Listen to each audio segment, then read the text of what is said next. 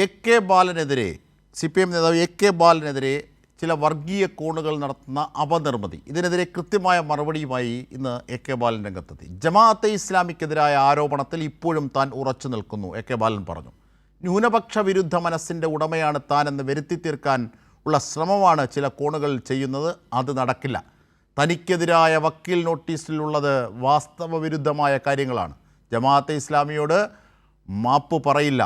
മാത്രമല്ല, താൻ ന്യൂനപക്ഷ സംരക്ഷണത്തിന് വേണ്ടി എല്ലാ കാലവും നിന്നിട്ടുള്ള ആളാണ്. പതിറ്റാണ്ടുകളായി തൻ്റെ രാഷ്ട്രീയം അതുതന്നെയാണ് ഈ തുറന്ന പുസ്തകം പോലെ കേരള സമൂഹത്തിന് മുമ്പിൽ നിൽക്കുന്നതെന്നും എ കെ ബാലൻ പറഞ്ഞു. എ കെ ബാലൻ്റെ വാക്കുകളൊന്ന് കേൾക്കാം.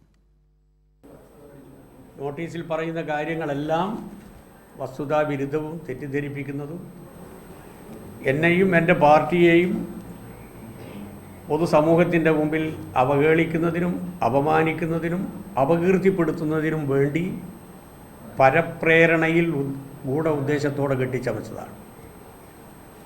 ഇതുവഴി ഒരു ന്യൂനപക്ഷ വിരുദ്ധ മനസ്സിൻ്റെ ഉടമയാണ് ഞാൻ എന്ന് വരുത്തുന്നതിനുള്ള ശ്രമവുമുണ്ട്. നോട്ടീസിൽ സൂചിപ്പിച്ചിട്ടുള്ളത് 1 കോടി രൂപ കോമ്പൻസേഷനാണ്. പിന്നെ നിരുപാധിക മാപ്പും പിന്നെ അനുബന്ധ ചെലവും. അപ്പോൾ ആദ്യമായിട്ട് ഞാൻ പറയുക, അതൊന്നും കൊടുക്കാൻ എനിക്ക് മനസ്സില്ല.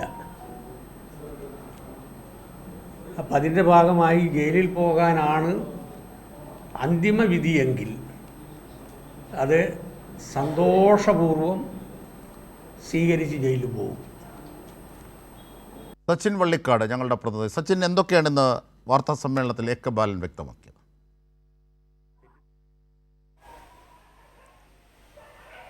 അജിംഷാദെ, കൃത്യമായി രേഖകൾ നിരത്തിക്കൊണ്ട് തന്നെയാണ് എ കെ ബാലൻ ഇന്ന് വാർത്താ സമ്മേളനം നടത്തിയിട്ടുള്ളത്. കഴിഞ്ഞ ദിവസമായിരുന്നു എ കെ ബാലൻ ജമാഅത്തെ ഇസ്ലാമിക്കെതിരെ ശക്തമായ രീതിയിലുള്ള വിമർശനം ഉന്നയിച്ചത്. അതിൻ്റെ അടിസ്ഥാനത്തിൽ തന്നെ വലിയ രീതിയിലുള്ള അതിനെ വളച്ചൊടിച്ചുകൊണ്ടുള്ള ഒരു വിവാദങ്ങളാണ് UDFൻ്റെ നേതാക്കളായിട്ടുള്ള KC വേണുഗോപാലിൻ്റെയും അതുപോലെ തന്നെ കേരളത്തിൻ്റെ പ്രതിപക്ഷ നേതാവായിട്ടുള്ള VD സതീശൻ്റെയും ഭാഗത്തു നിന്നും ഉണ്ടായിട്ടുള്ളത്. ഇതിൻ്റെയൊക്കെ മുനയൊടിച്ചുകൊണ്ടുള്ള ഒരു വാർത്താ സമ്മേളനം തന്നെയാണ് ഇന്ന് എ കെ ബാലൻ നടത്തിയിട്ടുള്ളത്. അതിൽ കൃത്യമായ രീതിയിൽ എ കെ ബാലൻ പറഞ്ഞത്, അതായത് താൻ നടത്തിയിട്ടുള്ളത് വർഗീയത, അതായത് RSSും അതേപോലെ തന്നെ ജമാഅത്തെ ഇസ്ലാമിയും നടത്തുന്ന വർഗീയതക്കെതിരെയുള്ള ഒരു പരാമർശങ്ങളാണ് താൻ നടത്തിയിട്ടുള്ളത്. അതിനെ നേരെ മറിച്ച്, അതായത് മുസ്ലിം ന്യൂനപക്ഷങ്ങൾക്കെതിരെയുള്ള ഒരു പരാമർശമായി ചിത്രീകരിക്കുകയാണ് VD സതീശനും അതേപോലെ തന്നെ KC വേണുഗോപാലും ചെയ്തിട്ടുള്ളത്. താൻ പറഞ്ഞ കാര്യങ്ങളെല്ലാം കൃത്യമായ രീതിയിൽ അതിൽ ഊന്നിക്കൊണ്ട് തന്നെയാണ് ആ വാക്കുകളിൽ നിന്നും താൻ ഒരിക്കലും